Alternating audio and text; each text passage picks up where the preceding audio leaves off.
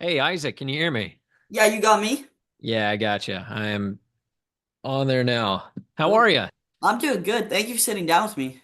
Yeah, no, not a problem. Love your hat, by the way. I've got one back there too. Thank you. It's the coolest City Connects in all of baseball. I would agree. I would agree. They're pretty cool. Yeah. How's your All-Star break going? Really good. I took a little bit of time off. I took about a week off before the All-Star break um with paternity leave. I just had a kid this year and then that kind of rolled into the All-Star break. So it's been really nice and then it was really cool to watch all the All-Star festivities and that was a lot of fun as well. Yeah, congrats on the kid, by the way. Thanks, man. Really You're appreciate it. welcome. Real quick, what do you think about putting the home run derby for the All-Star game into the regular season? Yeah, that's an interesting conversation that's going around right now. I think that it was super fun on Tuesday. I think that the players certainly were into it. I mean, if you watched, you know that like Corbin Carroll was Yeah. on the sideline cheering for guys like Kyle Schwarber and everybody, and it was really exciting in an exhibition game. I don't know that the sentiment would be the same in a regular season game. I certainly don't think that it'll ever happen for playoff games. But could I eventually? But yeah, I kind of get it. Like it would be cool to see in the regular season, but like, let's say it's the Dodgers versus White Sox. The Dodgers have Ohtani, Betts, Freeman, and the White Sox don't really have three guys that can match that star power, so it's a little bit unfair in a way. Yeah, it would just become who has the best power hitter that we can throw Yeah. out there at the end of the game. And it's kind of the same discussion that happened. I don't know if you read about the golden at bat or the that was going around in the minor leagues, Yeah. like the idea of pinch hitting whoever you want basically at the end of a game. It's just not it's not baseball. It's not the strategy involved with winning an extra innings game. So it would be different, but I'm not sure that we're going to see that anytime soon. Yeah, it takes away from the strategy from the game and the analytics. Yeah, I would agree. But what's up guys? Welcome back to my YouTube channel. Today we have an interview with the pre and post game host, the one, the only Steve Zinsmeister of the Diamondbacks. Thank you for sitting down with me. Hey Isaac, good to see you again, man. You Anytime. too. Cool. You're a blast to have on, and I appreciate your analytics. So if Yeah. I'm right, you have three players for me to guess. Do you want me to start, or do you want to go first? How about you throw me a couple of stats that you're interested in right now? All right. So this player is hitting 294 with 11 home runs. 11 home runs. That sounds like Geraldo Perdomo? Nope. 11 or 10. Oh, Josh Naylor? Yep. Okay, yeah, I knew they were around the same number right now. Isn't that crazy though, too, that Josh Naylor, the power hitting first baseman, only has one more home run than Geraldo Perdomo does? Dude, Geraldo has been incredible this year. Yeah, pretty crazy. And they're both really good hitters. I mean, Yeah. Domo's been great against lefties. He's driving in more runs than Naylor has, even though he's Yeah. the cleanup hitter. It's been a wild season for those two guys. And not to mention, not just on the offensive side, both those guys are leaders and awesome teammates. Yeah, definitely. Two of my favorite guys to talk to. Naylor's a little bit more reserved and quiet, which is weird because we knew him from Cleveland as such a bombastic and energetic guy, and he is on the field with his teammates, but off the field, maybe not so much. And then Domo, he might be my favorite person to talk to on the entire team. He's just such a goofball and a good leader on the field, like you talked about. Yeah. What do you think makes Naylor different on the field versus off the field? Is it the fact that he's getting to play a kid's game that he likes, or just he's just getting to do what he likes? Yeah, I remember a couple of weeks back, he hit a walk-off home run. It was the grand slam that he hit at Chase Field, and I grabbed him after the game, and we were on the field, and I was talking to him, and right after he hit the grand slam, he sprinted to the dugout and then Yeah. down the hall and into the clubhouse. He was gone before I could even get my hands on him, and he had to come back out and talk with us and all that stuff. And I said to him, because when I was talking with him, Geraldo Perdomo actually was the one The dumping cups water. of water on Yeah. him while we were talking. And I said, "Hey, you really don't love the attention, do you? You don't like this." And he goes, "Nah, man, I just you know what? I want to do what's best for my team. I want to do my part, and then I want to go home to my wife at the end of the day." And I respect that so much. He's all business on the field. Sure, he's going to be passionate, which is awesome to watch. But yeah, I mean, he's all business, man. He just wants to get the deal done for the Diamondbacks, and at the end of the day, he's done a really good job. Yeah, for sure. So when he hit that walk-off grand slam, the ninth inning, so 2 innings before that, we lost Justin Martinez. Do you think that's part of the reason why he didn't really want to talk to you during that moment? I don't know if it's tough to say, right? I mean, no Yeah, teammate wants to watch a guy go down like that, but yeah, there were a lot of factors involved. We didn't know that Justin Martinez had blown his elbow out at that point. We didn't yep, know that he was going to miss the remainder of this season and a good chunk of next year as well, potentially. So I don't know that that was part of the equation, but that game was interesting because kind of what you're alluding to is we were up by 4 at that time yep. and Martinez comes in, he gets Gets the two first outs right out. away, and then they let in 4 runs, and it took that grand slam for them to eventually win the Yeah, game. So when really, I mean, Naylor could have walked and they would have won the game. He could have had a yeah. base hit and they would have won the game. So the fact that it was a grand slam was just kind of a nice exclamation point on the end of it. But I don't know what he was feeling. I think that's more his personality rather than what he was feeling in the moment. Cool. You want to send one my way? Yeah, I did write down a couple of stats. So I'm in charge of pitching, right? Yep. So how about this? Name me the one player who was in the bullpen on opening day for the Diamondbacks and is currently active for the Diamondbacks. There's only one who is active right now and was in the bullpen on opening day. Ginkel had that shoulder injury at the start of the year, right? That's true. He did. He was not in the How? bullpen on opening day. Who?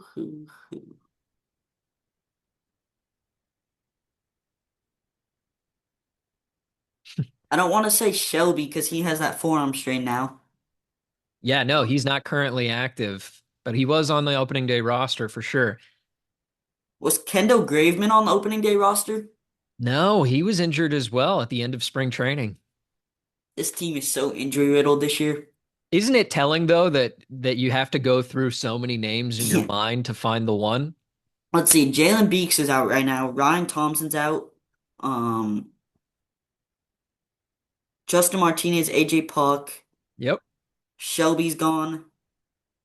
Kyle Backus, he wasn't there on opening day. Nope.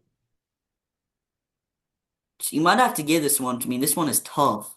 So it's a bit of a trick question. The only pitcher on the Diamondbacks currently active that was in the bullpen on opening day Is it is Ryan Ryan Nelson? Nelson, Wow.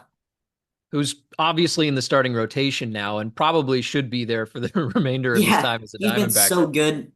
Yeah, but he was the only one. And isn't that telling? Like you listed off a ton of great names who are the regulars for the Diamondbacks in the bullpen, but a lot of them either weren't available then or they're not available now. At the start of the season, was he in the bullpen because we had that plethora of starting pitchers? Yeah, you might remember in spring training, this was all the discussion we had was around the fact that they had 7 or 6 major league quality starting pitchers and not enough room for all of them in the rotation. So Nelly ended up in the bullpen, which he had experience in earlier in his Yeah, career and then also in college. But clearly, he has since established himself as a starting pitcher. yeah, dude, he's so good as a starter. I would agree. So for my next player, he has 2 homers, 13 RBIs, and a 472 OPS. Okay, give me that line again. 2 homers, 13 RBIs, and a 472 OPS. 472 OPS. That's not too high. 2 homers. Who would have 2 homers? Um, Jake McCarthy's OPS would be higher, I would think. This sounds like a guy who hasn't played a ton. Am I right? Yeah, he's been up and Okay. down. Up and down. Uh, Blaze Alexander doesn't have 2 home runs. Grichuk's got more than 2 home runs. Alec Thomas, his OPS is higher than 472. You kind of got me here. I'm not sure I've got it in mind. You were kind of on the right track, Jake McCarthy. It is Jake McCarthy. Okay. I would have thought This- his OPS would be higher just because it seemed like when he came up, everything he was hitting was really, really hard hit. I thought the same thing when I looked at it, but if you think about it, he started off the year really, really slow, went back down to Yeah. the minors, and then he's been way better since coming back up. But when he got sent down, his OPS was 284. Yeah, you're right. I didn't account for the fact that I think he was 0 for 25 or Yeah. something like that to start the year. So, yeah, if you factor that in, that makes sense. Jake McCarthy makes all the sense in the world. I'm calling right now though. He's gonna end the year with the 950 OPS. 950. He's gonna go bonkers. Wow, that would be quite something, wouldn't it? Yep. Holy cow, what a prediction. All right, I'm going to hold you to that. All right, so my second stat about a Diamondbacks pitcher is along the same lines as my first one. Who is the only active player in the bullpen who was on this team last year? Kevin Ginkel? Yeah, it's Kevin Ginkel.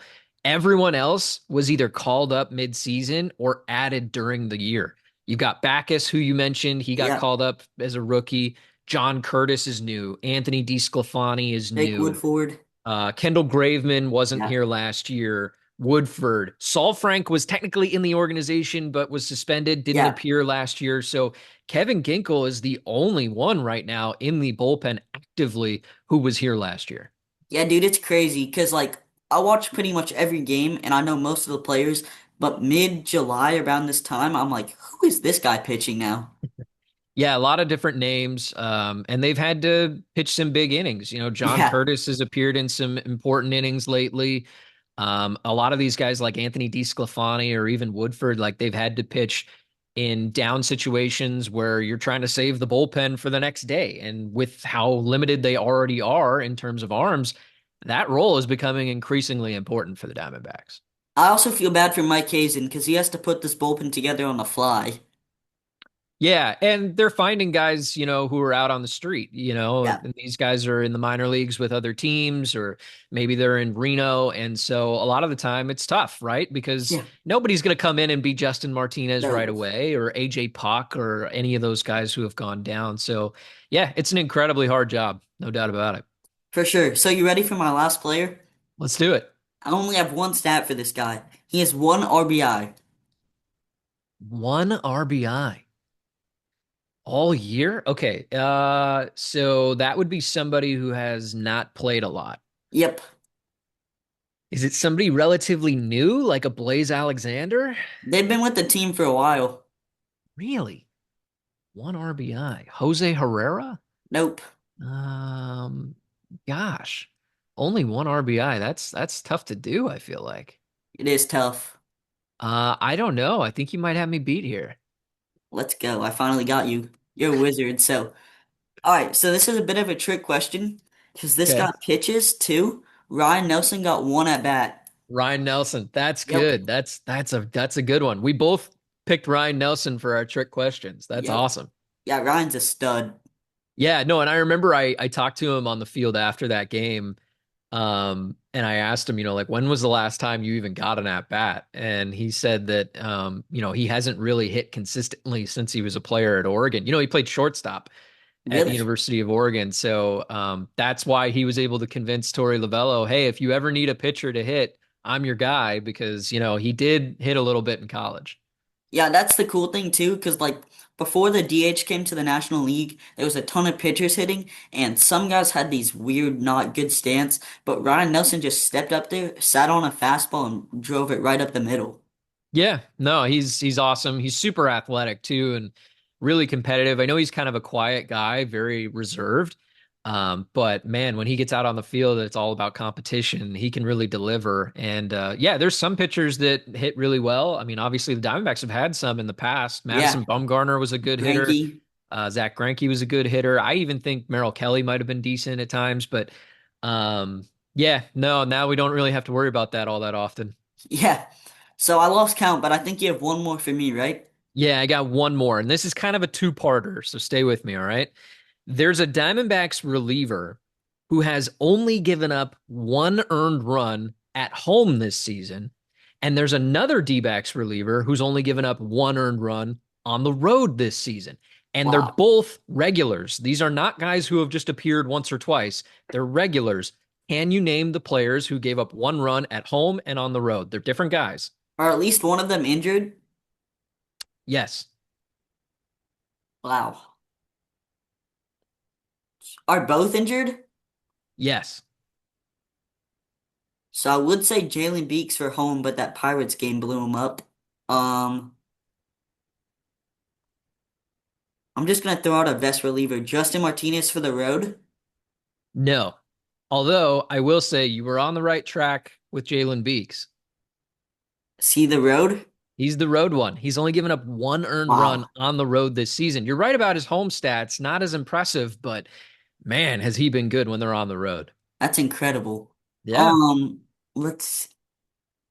Was Shelby Miller good for at home?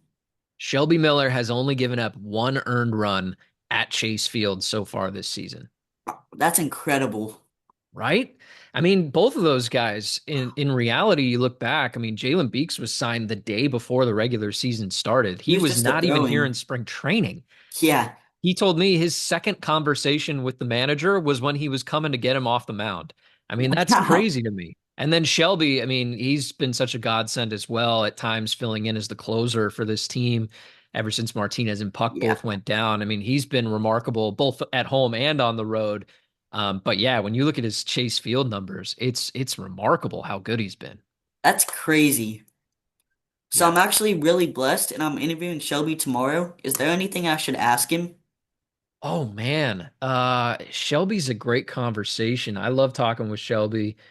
I'm I gonna don't know, ask man. I him mean, the stuff that gets me is talking about him with him about the transition in his career. You know, obviously this is his second go around with the Diamondbacks, and the a first one did Dansby. not go Yeah, well. But that's, clearly his redemption arc has come full circle. And for me, I love asking guys about who are the people in your life, both professionally or personally, who kind of helped you get over that hump and to ultimately develop him into being a really good relief pitcher when that's a different job than being a starter. So yeah. I think that conversation will be really interesting between you and him. Thank you. Yeah, of course. So now I'm gonna list all the Diamondbacks injuries of this year. But before I do that, do the Diamondbacks have a curse this year? Because I feel like Shelby and Jalen Beeks, they're awesome, and then they go down on the shelf. Yeah, I mean it's been disheartening for sure. Every time, somebody either comes back or has a strong performance, it feels like another name ends up on the IL. So I get where you're coming from. Unfortunately, I don't really believe in curses. I think that Yeah, this is just kind of the nature of the beast. And frankly, every team deals with injuries to some degree. the It's just that the Dodgers. Diamondbacks seem like they've taken more lumps than most. So I don't know if there's a curse necessarily. I think that it's definitely, I mean, Torey Lovello has said it himself. He's never seen anything like this in 30 years. And he's done a great job of not using that as an excuse. Yeah, But it's pretty obvious when you look around. I mean, we talked about some of these stats we've been throwing around about the fact that guys, only one guy in the bullpen was here on opening day. Only one guy was here last year. I mean, that it tells you everything you need to know. But yeah, no, it's definitely been disheartening to say the least. yeah. From a clubhouse perspective, has there been one injury that's really hurt the team?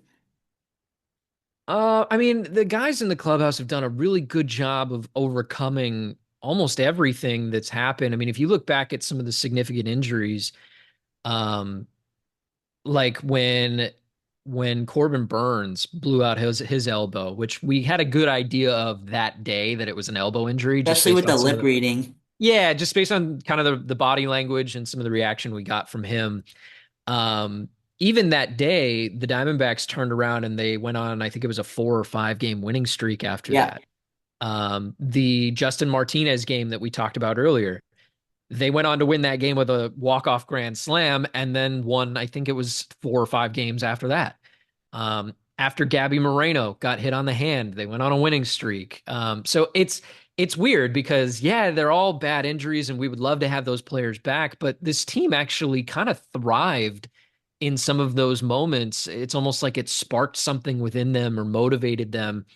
I don't know where that gets you at the end of the day. I mean, if you take enough lumps over the course of a season, it's hard to overcome for sure. And they're dealing with that right now. But there was no injury that forced guys to look at each other in the locker room and say, I think we're out of it. I mean, that's never been spoken in that yeah. clubhouse. So I think that's a real testament to the team. That's good to hear at least. Yeah. Also, did Carroll break his wrist, by the way? Because I feel like he came back really quick. Did who break the wrist? Carroll. It was originally diagnosed as a chip fracture. I'm not sure what it ended up, what the final result of that was, and I did take the last week of the first half off, so I was not in the building when he came back. All good. In fairness, but yeah, no, he definitely came back a lot quicker than some people would have thought, and I know that he was motivated by the fact that he wanted to play in the All-Star game. And that certainly ended up coming to fruition. And boy, did he have a good day. But I don't know exactly what the final diagnosis of his wrist was, but I'm glad that he's back. That's for sure. Yeah, he's incredible. Yeah. So speaking on the All-Star Game festivities, am I tripping, or do you think Geno Suarez should have been in the home run derby? Yeah, I was really hoping he would be, right? I mean, Gino said a couple of weeks ago that, if anybody had reached out, he would have been interested in Yeah, doing it. I think at the time of the All-Star break, he has the fourth most home runs in baseball, and he's right there with some of those other big names. Yeah, it would have been great to watch Gino in the home run derby, and I know a lot of people have said in jest that he would have put on a much better show than some of the contestants did. But ultimately, there was a great derby regardless. There were some great stories within it. Cal Raleigh obviously is having yeah, an unbelievable year. And so the fact that he ended up winning it was huge. I don't know if you saw, there's video of Cal and Gino saying hello to each other when they really? arrived at All-Star Weekend because they were former teammates in Seattle. Yeah, So the relationship between the two of them and seeing Gino come up and congratulate him after the Derby was really cool.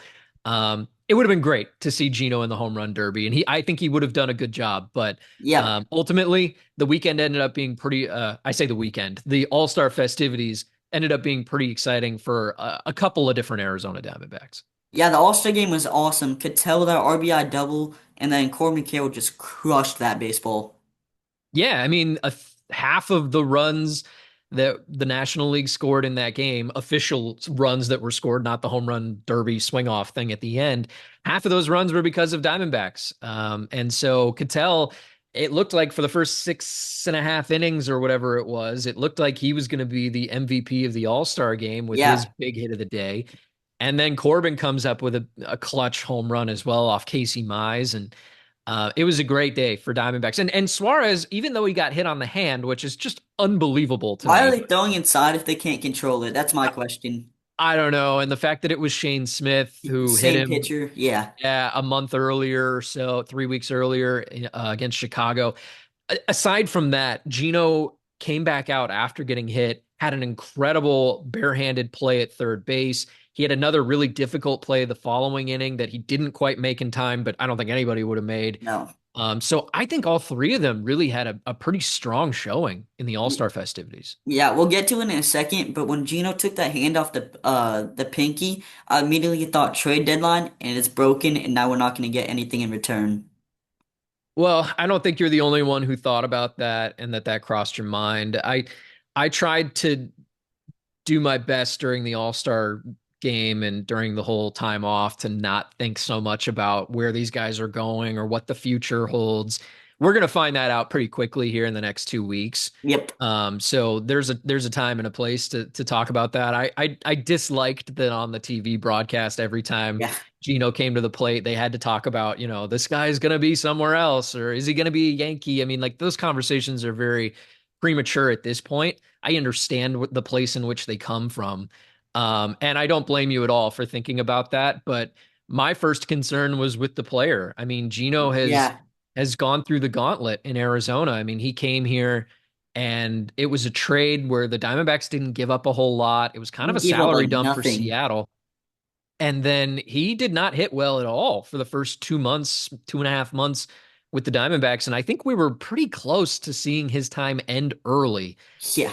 And then he turns around, and over the last 12 months, he's driven in the second most runs in the game of baseball. He's up there in most power categories with guys like Ohtani and Judge and Cal Raleigh. So it's been an incredible run for Suarez. And those were the things that came to mind for me when I saw him got hit in the hand. I was like, I hope this isn't an IL stint. Yeah, for sure. Also, not because I'm just a Diamondbacks fan. Gino's on my fantasy team, so I've loved him this year. Yeah, I mean, you would, right? He's Yeah. he's hitting home runs left and right. Well, mostly left to left field, Yeah. He but rarely pulls them. I know, but he's also driving in a ton of runs in a lineup that's one of the best offenses in the game of baseball, and he's a big reason for that. And you talk about the trade deadline, something to consider as we move forward is what does this team look like after the deadline if they do choose to move some pieces?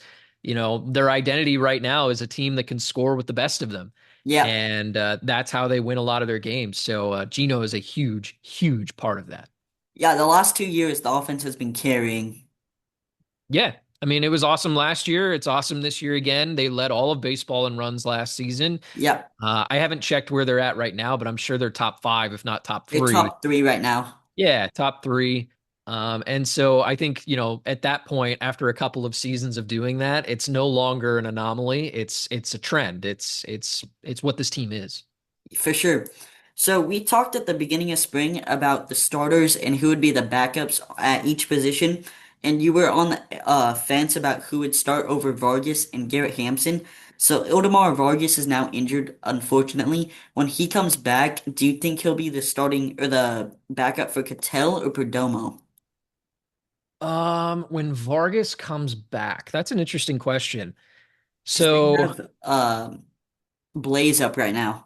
yeah, I was sitting in the dugout with Blaze last homestand. He was sitting there by himself waiting to take batting practice. And I walked into the dugout and I sat down next to him and I was like, "Hey, can I pick your brain for a few minutes?" And he said, "Yeah." And so I started asking him about Vargas because he came up to replace Vargas on the roster when Yeah. he got injured, broken foot, toe, whatever it was.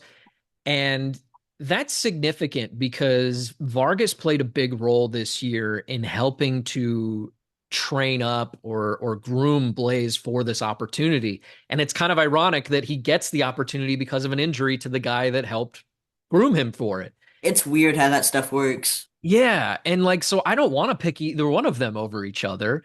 But there is a reason that Vargas was added. He was also doing a really good job from Yeah. what I could tell when he did get called up, as short a time as that seemed to be.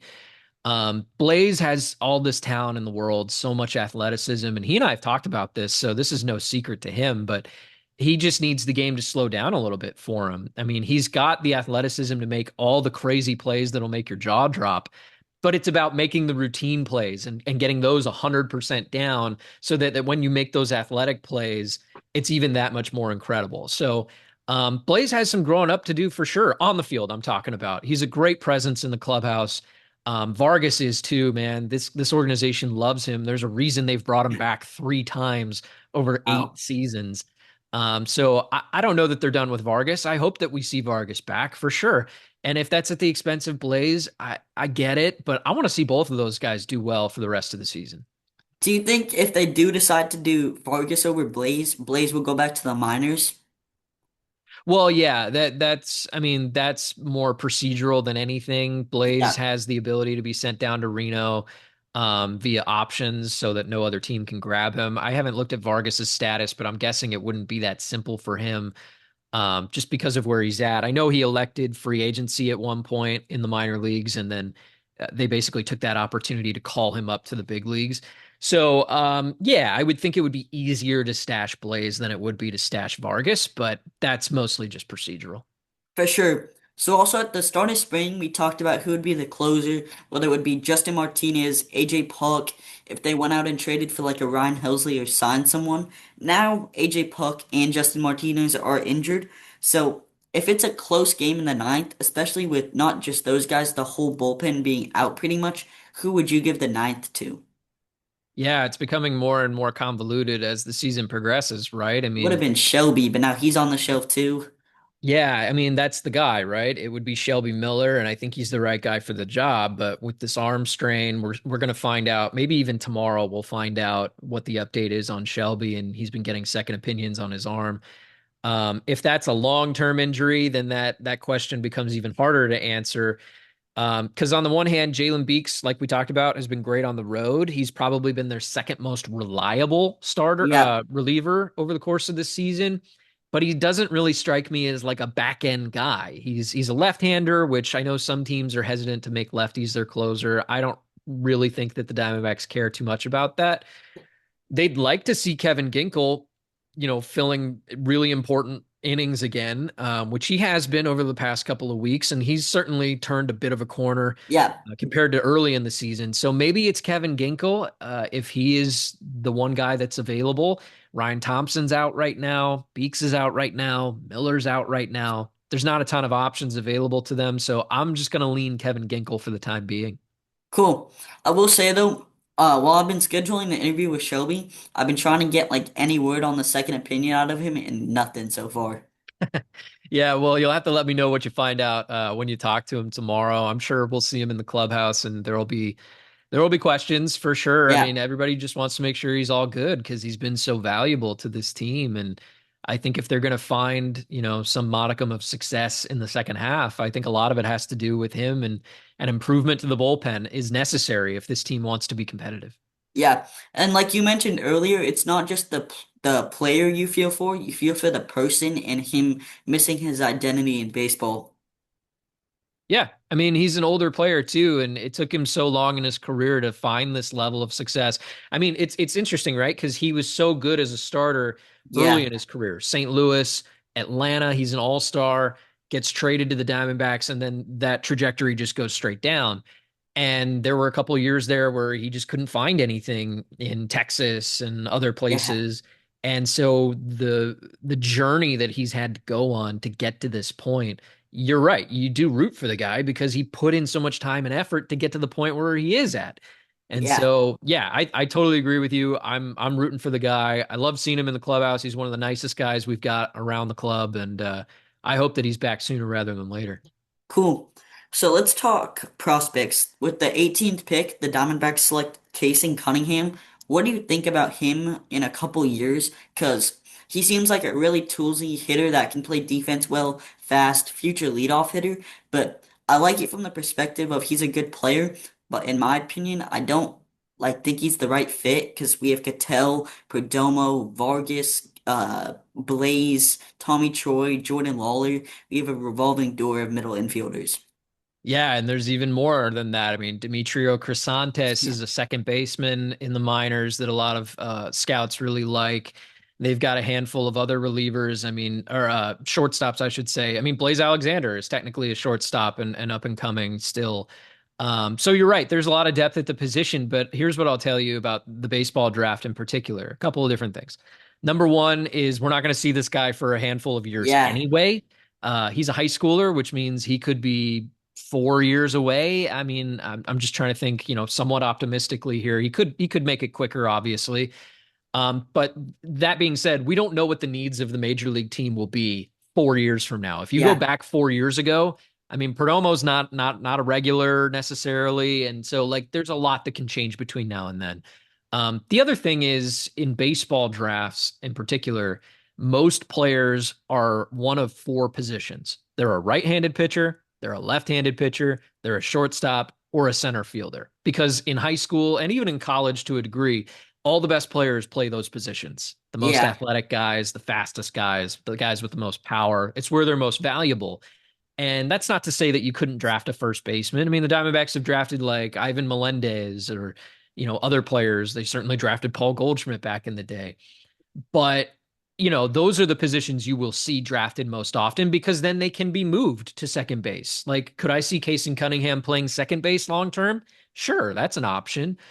Could he be an outfielder? Justin Upton, who I'm sure you remember, was the number Yes. one pick for the Diamondbacks. He was a shortstop, He and he ended was? up being a right fielder DH type.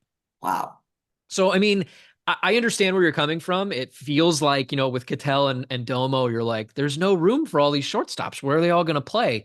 Well, the two things I would say is we don't know which ones are going to turn out. Some of them might, some of them might not. But then also, too, this is so far down the road. It's not like the NFL or the NBA where you draft the guy in the first round and they're going to be playing next season. That just doesn't happen for most teams. I mean, there's like the Angels, they like to call guys up really fast, but the Diamondbacks, not usually that quick to it. Yeah, the Angels call up everyone really fast. Christian Moore, Nolan Chanuel. Yeah, that's true. So, That's kind of been their approach, and I wouldn't be surprised if we see the second pick in this year's draft up sometime next year. yeah, that's what the Angels do. So, now for the big question. The Diamondbacks are currently sitting at 47 and 50. 3 games behind 500. 500. They're 5.5 out of a wild card spot with 4 teams to jump. Do you think they're going to be sellers at the deadline or buyers? Well, I whether they're sellers or buyers, which I don't think is necessarily as black and white as it used to be, with so many wild cards now and so many teams thinking that they're in the mix for the playoffs. It's hard to be definitive sellers or definitive buyers here. But with that said, you kind of put it in good context, right? They're doing the math in the front office right now in Yeah, their heads. They're saying, okay, last year, the worst record that made the playoffs in the National League was 89 and 73, which was also the same record as the Diamondbacks, you just might that wild remember. card. And so for them, they're like, okay, if we need to get to 89 wins, then we would need to go 42 and 23 the rest of the way, which is a winning percentage of 65% of their games. You need to win almost 2/3 of your games left this year just to get to the point where you would have made the playoffs last year. Now, if you think back to last year in the second half of last season, the They were Diamondbacks were very good, bonkers. right? Yeah, they were great. But their winning percentage last year was 62% of their games in the second half. So if you think of it this way, even if the Diamondbacks do exactly what they did last year, which was awesome, they still wouldn't have enough wins to make the playoffs in last year's setting. Wow. So they're doing that math in their head right now. They're looking at all the things you just listed, games back, how many teams are ahead of them. Also, their schedule is kind of tough moving forward. There's a bit of a light patch. They've got 7 games against the Rockies in 10 days in mid-August. But that last month of the season, I mean, I had it written out. They're facing their last 5 series are the Giants, Phillies, Dodgers, Padres, or last 4 series, I should say. And all of those teams are either winning in their division right now or they're going to make a wild card. And so they're looking at all of these factors, our remaining schedule, the players that are available to us. We've talked a lot about that. And then obviously where they're at in the standings currently. And that's going to be the calculus that determines what they do at the deadline. For sure. So I still think if this team really like focused in, they could do it. But not to mention with the all the games they would have to win to even have that third wild card spot. With all the injuries, to be honest, I don't know if they have enough pitching to last through that in onto an October run. Yeah, and I will say this too. I think one thing that gets overlooked about the trade deadline is that it's one of 2 times in the year that you can make significant moves and alter the makeup of your roster. Because for the next 3 months, you're not going to be able to make any moves of Yep. significance. You could pick a couple guys up off the street like a Ryan Thompson a couple years ago, but you're not going to be able to make big roster decisions for the next quarter of a year until November comes and free agency opens up. And as you know, even the last couple of years, free agency really hasn't gotten going until later, January or February. Corbin Burns didn't sign until December. So there's really 2 times a year you can make moves: the 48 hours leading up to the trade deadline and late in the offseason. And so the Diamondbacks need to take advantage of this opportunity to alter the roster, whatever that looks like: buyers, sellers, a little bit of both. But here's what I think the Diamondbacks should and probably will try to do: they need to figure out what the rotation looks like for next year. Eduardo Rodriguez is under contract. Brandon Pfaadt is under contract, and Ryan Nelson is under contract. Corbin Gallon and Burns, Merrill. Gallen, and Merrill are both free agents, so you can't exactly bank on them being back. We don't know what the future holds. Burns is a And free agent. who's that? Burns is a free agent. No, Burns is not a free agent, but he is injured. And he had That's Tommy true. John in the middle of the season. And that's a 14 to 16 month endeavor for most pitchers. So let's say he misses most, if not all, of next season. You can't really bank on that guy being there, especially not opening day. So if your rotation is Erod, Nelly, and Fott, I think that's a decent start. But who are those other 2 guys going to be? So for me, I think a priority for the Diamondbacks should be, and probably will be, getting controllable starting pitching that they can add to this rotation for the rest of this season, but then also heading into 2020. Yo, Sorry about that. I did not realize we had not that much time left. hey, no worries, man. It's all good. So, like you were just talking about, you think the team's gonna get, if they do go down the sell route, they're gonna get controllable pitchers that are young and under contract.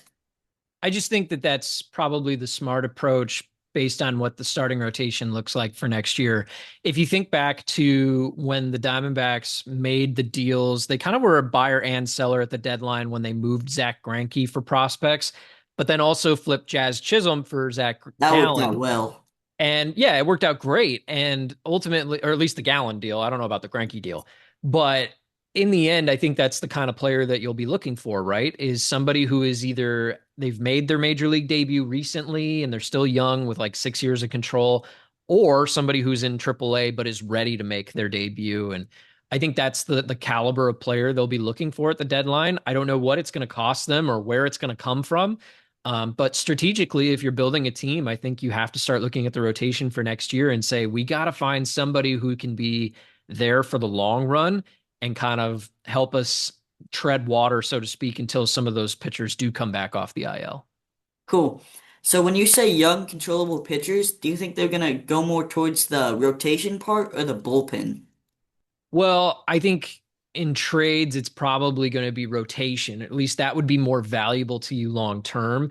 While the bullpen certainly has been the bugaboo for the team this year, and they would love to improve the bullpen, every contending team in baseball is looking for bullpen help right now. So the prices on relievers are going to be hefty here at the trade deadline, that's for sure. And the team has to come to the decision of whether or not it's worth investing prospect capital or whatever it takes to get some of those higher end relievers.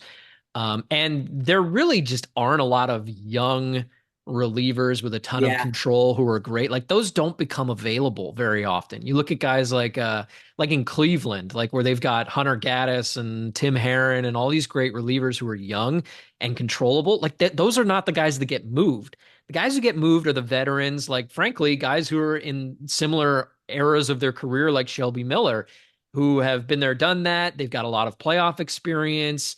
And they're, maybe on shorter term deals. They're rentals for the rest of the season. So I don't know that the Diamondbacks are in position to go and add rental relief arms. Whereas I could see them definitely adding young, controllable starting pitching if it's available to them. cool. So now I'm gonna list a couple players. I want you to tell me if you think they're gonna stay with the team till the offseason or get traded. Oh boy. Starting with Zach Gallen. Man, I don't like this game. I'm So sorry. no, it's okay. I mean, these are the questions people are legitimately asking themselves, right? Here's what I'll say before we get into names and teams and stuff, which I don't know if I want to do. But the Diamondbacks have to consider something with Gallen, Kelly, Suarez, and Naylor, and maybe Free even Grichuk. agents. They have to consider the fact that if they keep them for the rest of the season, they could offer them a qualifying offer at the end of the season, which is roughly 1 year, 22 million or so. Now, what that does is that obviously is a contract offer to those players, and they can choose to accept it or deny it and go and find something else. And if they go and find something else elsewhere, like say Christian Walker did last offseason, then the Diamondbacks can get a first round draft pick in return for offering them the qualifying Yeah. offer. Now that pick will be somewhere between like 30 and 40. So let's just call it pick 35 or so. So the Diamondbacks have to evaluate with Gallen, with Kelly, with Naylor. Do we want to offer them a qualifying offer at the end of the year? And whatever we're going to get in a trade, is that worth more to us than that 35th pick, let's say? And if the answer is no, then you don't trade the guy and you Yeah. keep him and you offer him a qualifying offer, see what happens at the end of the year. And maybe you get a draft pick out of it that's more valuable to you than whatever you were being offered here at the trade deadline. And if the answer is yes, we do like more in the trade than we do in that draft pick, then you go ahead and pull the trigger and you make that trade.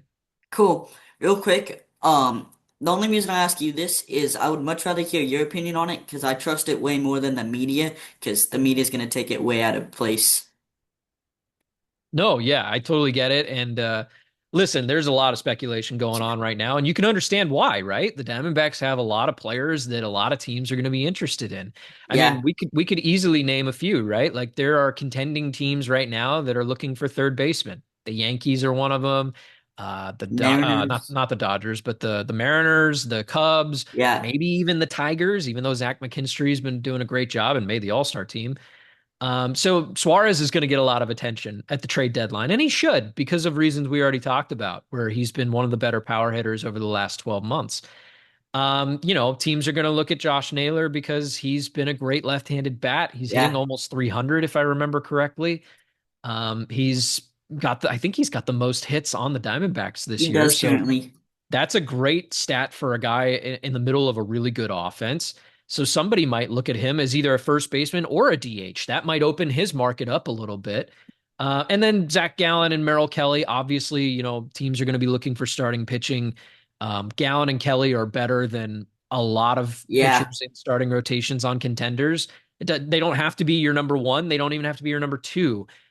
So there's going to be a lot of speculation on where these guys end up. But I will tell you, here we are the day before we start the second half of the season. I don't know that the Diamondbacks have made the decision on whether or not they will move some of these players, and they're going through the math, the calculus we've been talking about right now, trying to figure out what's going to happen. And who's to say that the Diamondbacks don't come out of the break and win a bunch of games in a row, and all of a sudden the equation is different? So I don't know that that answer is out there yet. cool. Yeah, this is why I'm glad I'm not Mike Hazen right now.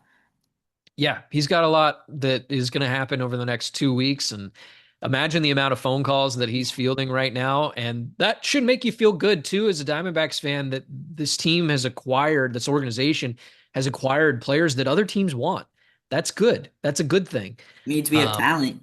yeah, and let's see what it ends up meaning at the deadline. And obviously, there were expectations on this team, and injuries have played a big role, but also underperformance in certain areas. And so, let's wait and see what happens over the next 2 weeks. But my guess is that most teams aren't making trades in the next week and a half anyway. They're Yeah. probably going to wait until there's a little bit of pressure with that deadline, which will cause desperation, which motivates teams to make moves. Yep. So that's the thing, like you kind of touched on earlier. I would hate to see these guys go, but if this team is still kind of in the slump they are right now at the deadline in 12 games or however many they have left, is it worth seeing them walk in free agency? And yes, you get a draft pick. Would you rather have that or a couple young prospects slash major league talent that you can get in return? Well, that all depends on who those prospects are. Yeah. It all depends on, whether or not the team is willing to make the qualifying offer. Because remember too, when you offer a guy 1 year, 22 million, there's always a chance he turns around and picks up that offer and says, "Yeah, I'd like to play for you for 1 year, 22." And then you're thinking to yourself, "Okay, is that worth it to the team? Not Yeah. getting that draft pick, and now we owe this guy 22 million." So they have to make that decision, on those four guys we talked about. And then, they're evaluating what they can get for all sorts of different types of players. I mean, it's not that I think they're going to strip this thing down to the bare bones, because remember, too, Isaac, this team still has to field the team for the rest of the season. Yep. And so if you traded Merrill Kelly and Zach Gallen, who's starting in this rotation for you other than Erod and Fott and Nelly? Like, what does that look like? If you trade, let's say they get healthy and you trade Shelby Miller and Jalen Beeks, who's left in the bullpen? Yeah. This offense is certainly the reason that they're in a lot of ball games. If you trade Suarez and Naylor, what does the offense look like? So these are things that the front office is having to talk through right now, trying to figure out what can we part with, what should we not part with, and what are we going to get in return. I don't know the answers to any of those things, but surely they're going to be fielding a lot of phone calls to try to figure that out. Yeah, that's the thing. Like, you perfectly led into my next question. If they do sadly go down the route of trading Gallen and Kelly, Fott is a great pitcher, but you're more comfortable with them as your two or three versus your ace. So, do you trust Fott as your ace for a year until Burns gets back, or do you get like sign someone maybe on the free agent mark? You know, I love these conversations about aces because I think sometimes it is a little bit of wordplay. Your ace is whoever's pitching the best. Yeah. That's my opinion. So could you make the case that Merrill Kelly has been the ace of the Diamondbacks this Yes. season? I think you could. Or Ryan Um, Nelson. could you make the case that Ryan Nelson is your best pitcher who is locked in for next season? I think you can make that case. I remember I had a lot of conversations in spring training with some of these pitchers. Merrill Kelly was one of them in particular. I vividly remember the conversation, and I asked him about some of the younger arms in the rotation, and he said Ryan was our best pitcher last year. Plain and simple Yeah. is that's what he said. I mean, yeah, sure. Merrill missed 4 months. Erod missed 4 months. Gallen missed some time.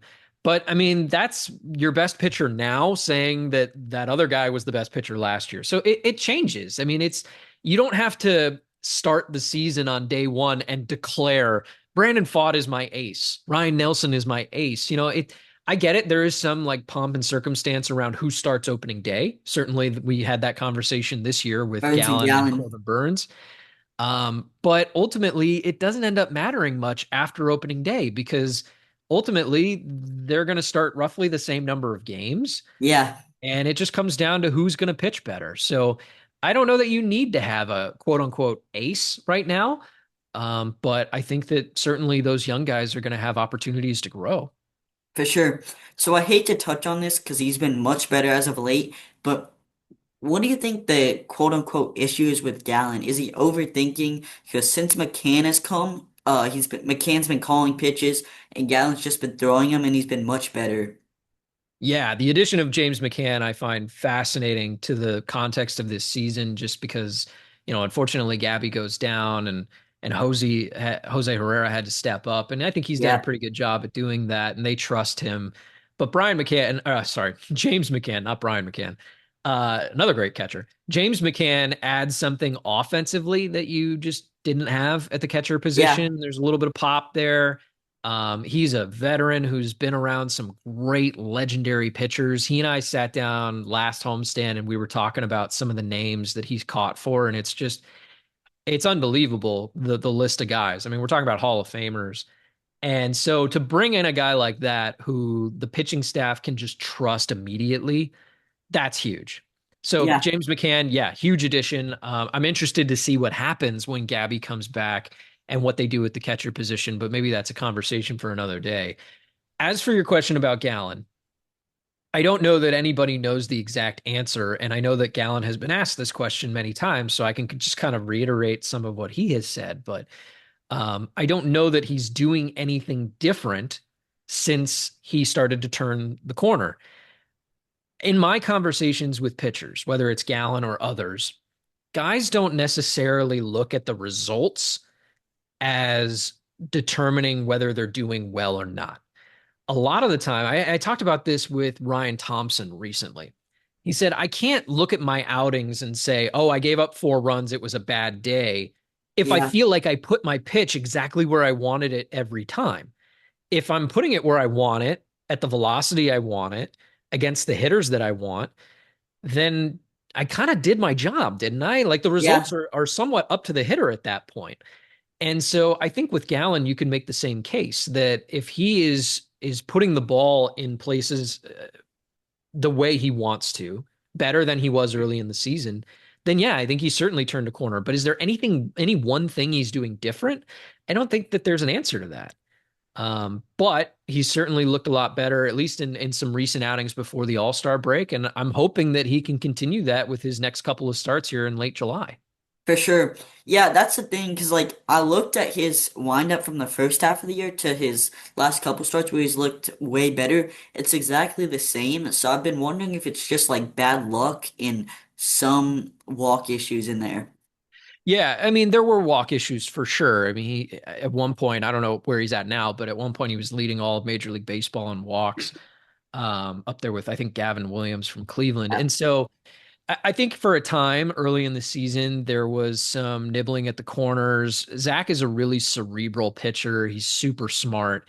And, sometimes you wonder like, okay, is he trying a little too hard to get the corner? Or, should he just trust his stuff in the zone? And I think that could be part of it, potentially, that, he needs to trust, putting the curveball in the zone every now and then and letting the hitter determine what's going to happen and letting your defense behind you figure that out. Um, so maybe that's part of it, but ultimately, I'm with you. I don't think that there's a huge difference between what he's doing now and what he was doing before. It's just the results seem to be much better. for sure. So I just quickly looked it up. Gallen's eighth in the league in walks, so he's been much better lately. Yeah, no, that's a great sign that he's starting to kind of descend that ladder, so to speak. But that was an issue. Home runs have been a bit of an issue. But Yeah, again, how much of that do you just give credit to the hitters? It's kind of a two-way street. You have to figure out as a pitcher. For sure. So we kind of touched on this earlier. If the team does go down the sell route and their sellers also kind of buyers at the same time, do you think we will see the young prospects like the Lawlers, the Adrian Del Castillos, the Tim Tawas take over? It depends on the position, right? So if the Diamondbacks were to move, let's say Suarez, which I hope doesn't happen. He Let me wants to get, stay here too. yeah, let me get that out in the open. I hope he stays. Gino hopes he stays. I think the Diamondbacks hope that they turn a corner here very quickly and that they don't Incredible have to make person these and moves. player. But to answer your question, they do have sort of some players waiting in the wings at Yeah. certain positions. Jordan Lawler is going to be he's going to be a starter at some point on the left side of the infield. Geraldo Perdomo just signed a contract extension, so you would logic would tell you that shortstop is probably not an option. Yep. Third base, I mean, Gino is going to be a free agent at the end of the year. Who knows what the future holds? So Lawler is kind of the next man up in that position. Um, you talked about Tim Tawa. I don't know that there's a clear opening for Tim Tawa. Maybe he's more of an outfielder than an infielder. That's something I talked about with outfield coach Dave McKay a couple of weeks ago and just talking about his development in the outfield. Because remember, when Tawa came up, he was mostly playing second base because Ketel Marte Yeah. got injured. And then they put him in the outfield and he was, platooning with Alec Thomas in center field. And most people are like, isn't that our second baseman playing center field? But he's actually pretty good at it because he's He very turned well athletic. out there. Yeah, and so first base, if they were to make a move, Pavin Smith is still around if he doesn't, if he's still here. So there are options available to them at the minor league level. Pretty much at every position, they have somebody who could step up. It's just it's never an easy decision to make Yeah. because what is that drop off from a player who you kind of know and you're aware of what they can bring to the team now versus a guy that like, okay, we don't really know what we're going to get out of. So those are also things that the front office has to weigh. So along the lines with that question, the prospects, if they bring them up, I think we're going to be young and fast. If they do decide to sell, unfortunately, and bring up those prospects, do you think it will be like the 2022 season where the young prospects take over? They're fast, they play fast, and they're just a joy to watch. Well, the one thing that you point out that I certainly enjoyed about 2022 is yeah, they had a kind of an influx of talent that ended up being essential to the core of this team. Alec Yeah, Thomas, Corbin Carroll first appeared in 2022, I believe. yeah, Um, and so like, yeah, I mean, if you could find that sort of influx of talent at the end of this season, sure, that'd be huge. Jordan Lawler's been up twice in his career and hasn't found much success at the plate, but it's such small sample sizes that yeah, I really don't worry about that at all. This is still a top 5 to 10 prospect in the game of baseball. And frankly, he just mashes the ball at AAA. So I think getting him regular at bats at some point, whether that's this year, next year, whenever, I think that's going to be huge for him and his trajectory. I hope that they can find that. I think that they've gotten little glimpses of some of these things along the way. We've seen Blaze Alexander, we've seen Tim Tawa, we've seen Jordan Lawler, and there's some other names as well. Tristan English, at first base, guys yeah. like that. The Jorge Barosa, we've seen very briefly in the outfield. I hope that they can find that influx if that is the route that they choose to go. But again, they're hoping that they're not in a position to give playing time to a bunch of guys that are up and coming. They're hoping that they're going to be competitive and make a shot at a wild card. Yeah, that's the end goal, and I hope they're there one day. Yeah. That's all the questions I have for you. Do you have anything for me? Oh man, how many games do you go to? It's a good question. So I have awesome parents, so I do go to a lot because my dad each year he buys that like limited summer pass. Yeah. So I get busy with school around this time of year, so between the end of May and right about this time, I probably go to 10, 15. I'm really lucky. No, that's a great thing. I grew up doing the same thing. My parents were awesome. I mostly grew up, I was born in Cleveland, so I was actually a Wow. Cleveland Indians fan when I was a kid.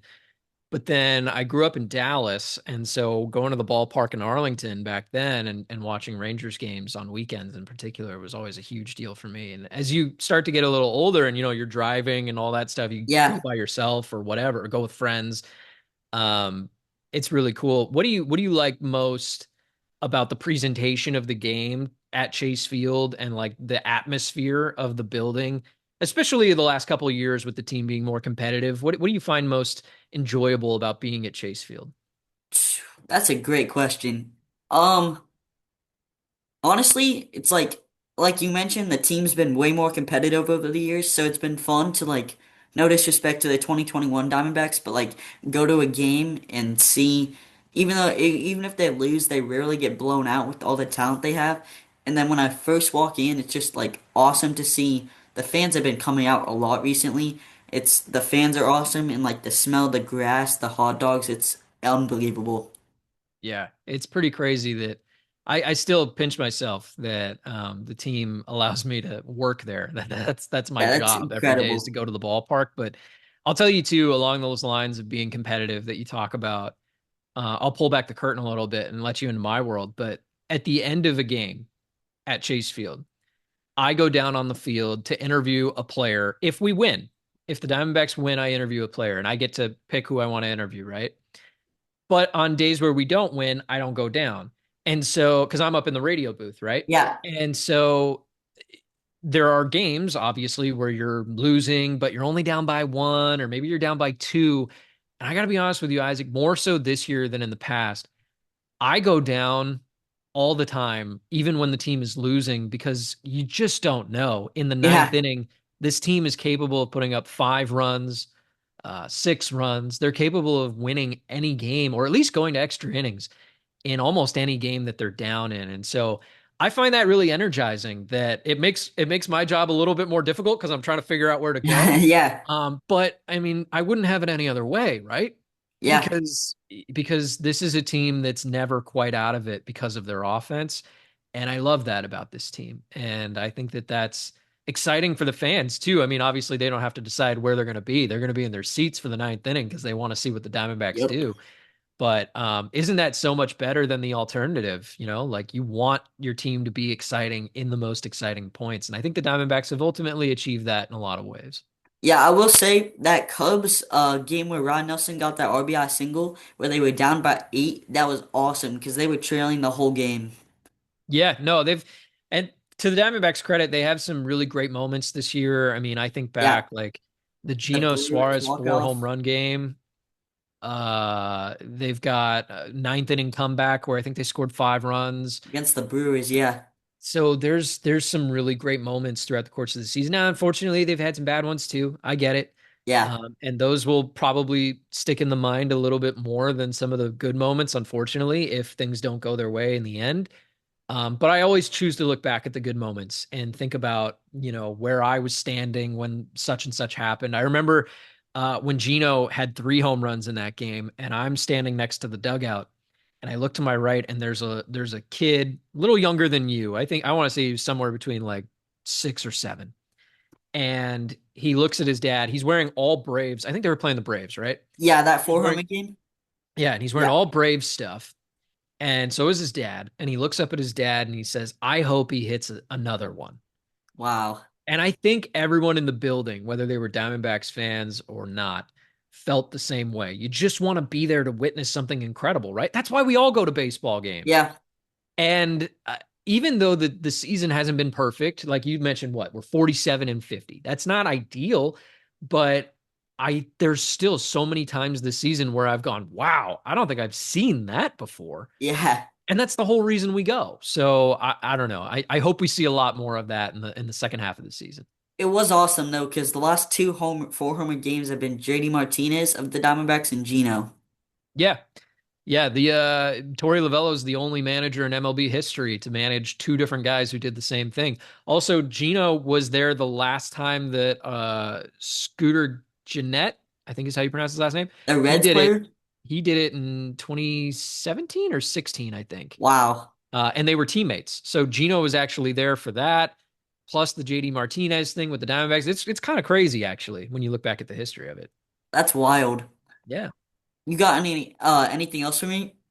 Man, I'm really thankful that you and I connected back in spring training, and that we've had the opportunity to do this. So thank you for the invitation. I really appreciate it, and I love that there's Diamondbacks fans out there who are as into it and as in the weeds as I am, and I think that that's really cool, Isaac. Don't ever let that go. All right. I won't. Thank you for sitting down with me. I really love you on the radio. Oh, thanks, man. I really appreciate it, and I You're hope to see you welcome. out at the ballpark here soon. Okay. Thank you. All right, you're the man, Isaac. I You appreciate you. too. Thanks so much for offering the chance to do this. It's really cool. Anytime. Talk to you hopefully at the end of the season. All right, man. I'd love to do it. Cool. Thank you again.